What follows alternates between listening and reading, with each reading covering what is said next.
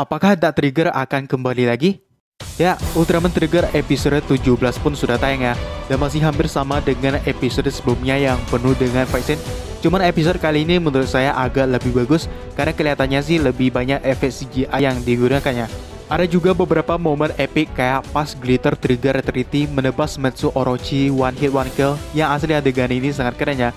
Form yang benar-benar sangat berguna sih buat ngelawan musuh-musuh kuat. Fokus lain di episode kali ini juga ada Ignis ya, atau Dark Trigger lah, karena udah pasti juga dia yang akan menjadi Dark Trigger seterusnya.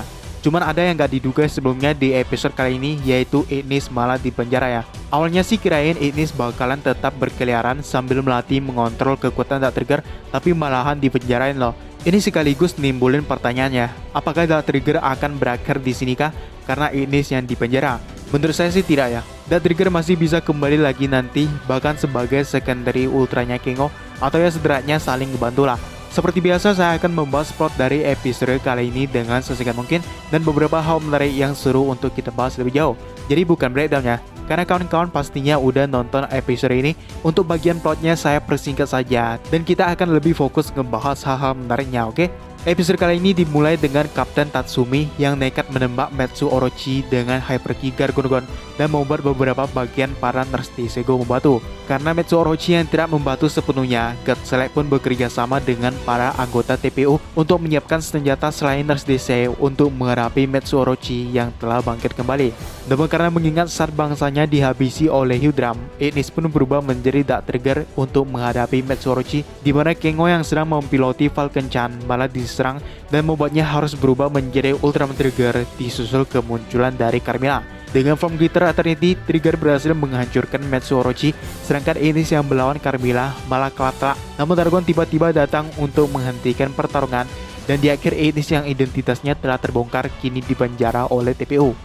Sekarang kita bahas apa-apa saja hal menarik di episode kali ini yang bisa dibilang lumayan banyak ya. Akhirnya kita bisa melihat beberapa orang dari bangsa Lisuria selain Ignis ya, yang mana sebelumnya Hyudram sempat mengatakan kalau sebenarnya mereka ini bangsa yang baik, yang mirip-mirip dengan manusia terlepas dari penampilan mereka yang sangat mirip ya. Bahkan gak ada perbedaan loh antara bangsa Lisuria dengan manusia di bumi. Hanya saja mereka punya wujud lain gitulah, yang biasanya digunakan Ignis saat akan menggunakan kemampuannya. Di episode kali ini Ignis sempat flashback lagi ya, saat orang-orang dari planetnya masih hidup dan sampai akhirnya Hyudram datang membantai mereka semua. Jadi karena Hyudram ini baru bangkit dari tidurnya, dia menjadikan bangsa Lisuria ini sebagai pemuas gabutnya gitu. Emang psikopat Dark Giant yang satu ini. Beda dengan Carmilla dan Dargon yang mereka ini lebih ada toleransinya dikit lah untuk tidak sembarang memusnahkan. Dan yang menariknya ini ada kemungkinan Ignis bisa melindungi manusia bumi juga ya. Tampak ketika Metsu Orochi membuat kekacauan di kota, Ignis kayak teringat lagi gitu momen saat bangsanya dihabisi Hyudram, dan itu membuatnya gak nyaman lah. Karena itu dia berubah menjadi Dark Trigger untuk melawan Metsu Orochi. Itu artinya Ignis sebenarnya gak hanya ngincar Hyudram saja ya dengan kekuatan Dark Trigger ini. Ada kaitannya juga dengan teori kalau Dark Trigger bisa saja jadi secondary ultra untuk Ultraman Trigger. Karena kalau dilihat lagi kasus Ignis ini bisa kayak Ultraman Agul ya. Pada akhirnya mereka yang memutuskan untuk melindungi manusia lah. Yang membedakan adalah Ignis ini sebenarnya berasal dari planet dan bangsa lain. Selanjutnya ini soal CGI-nya ya, yang di episode kali ini lebih terfokus pada Falcon Chan dan Dark Trigger lah. Ada momen menarik juga di mana Kengo mempiloti Guts Falcon ya, agak mengejutkan juga. Karena ternyata pesawat ini juga punya tempat untuk pilotnya gitu loh. Tapi ya wajar-wajar aja sih, karena Guts Falcon ini sebenarnya dirancang berdasarkan Guts Wing milik Mitsukuni yang sekarang juga sudah memiliki dua mode ya. Jadi gak mengherankan juga kalau Guts Falcon bisa dipiloti dan bisa juga dikendalikan dari jarak jauh gitu. Untuk CGI saat Kengo mempiloti pesawat ini yang pastinya sangat bagus ya. Manuver sama momen pas ngehindarin serangan Metsu Orochi-nya itu benar-benar keren sih. Gerakannya juga kelihatan halus terutama saat berganti form gitu. CGI selanjutnya yang juga sangat bagus adalah untuk Dark Trigger ya. Agak menarik juga karena Ignis menggunakan mode Lisurianya dalam wujud Dark Trigger, yang kayaknya sih di sini dia udah bisa mengontrol Dark Trigger itu sendiri ya. Harusnya sih. Karena kelihatan kalau Ignis bener-bener kayak berusaha gitu saat memakai mode ini di dalam Dark Trigger. Untuk part CGI-nya itu pas Dark Trigger menggunakan kekuatan Ouroboros dan Zygon, terutama untuk petir-petir di belakangnya yang asli ini keren ya. Kelihatan overpower banget loh Dark Trigger ini kalau udah power up. Ya walaupun kalah juga di episode kali ini pas ngelawan Carmilla. Selanjutnya kekuatan penuh Carmilla. Jadi Carmilla juga muncul di episode kali ini ya. yang jujur aja ini gak diduga sebelumnya loh. Tiba-tiba aja Carmilla muncul pas ngelawan Metsu Orochi, dan ya, dia masih sangat membenci Kengo dan sempat terjadi pertarungan juga antara mereka berdua. Namun yang membedakan kayaknya Carmilla di sini sedang menggunakan full powernya untuk wujudnya yang normal. Sebenarnya ini terhubung dengan scene di episode sebelumnya di mana Carmilla ini kayak ngumpulin kekuatan gitulah. Cuma kayaknya ini ada efek sampingnya ya, karena dia sempat kayak kesakitan gitu. Dan ini mengarah pada rumor wujud terbaru Carmilla ya, yaitu Demonza Carmilla Eternity kalau gak salah, yang kayaknya bakalan mirip Demon Zoa gitulah, di mana tubuh Carmilla bakal menyatu dengan energi kegelapan.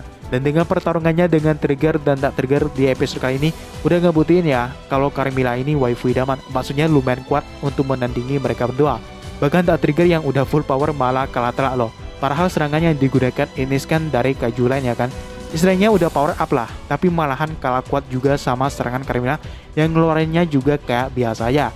Dan mungkin karena Carmilla ini perempuan juga, serangan trigger kayak kebanyakan meleset gitu ya.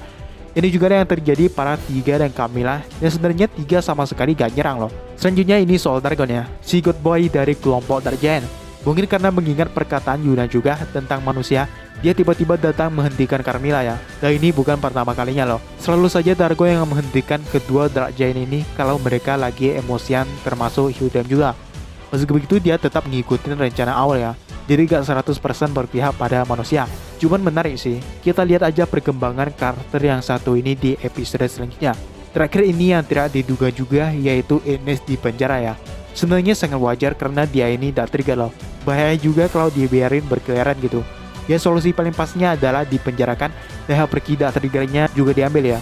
Jadi untuk sementara Dark Trigger kayaknya gak bakalan muncul lagi ya. Walaupun harusnya nanti muncul lagi karena masih sangat sedikit juga aksi dari Ines sebagai Dark Trigger. Harapan saya sih Ines ini ngebantu Kengo di final battle ya, karena kemampuannya juga sangat berguna entah dari informasinya atau perannya sebagai Dark Trigger. Ya itu dia pembahasan Ultraman Trigger episode 17. Buat yang belum, langsung aja tekan tombol subscribe-nya. Daripada video lainnya bisa langsung aja kalian tonton. Dan sampai jumpa di video selanjutnya. From the past to save the future 作ってくれ未来を君の力で地球の平和を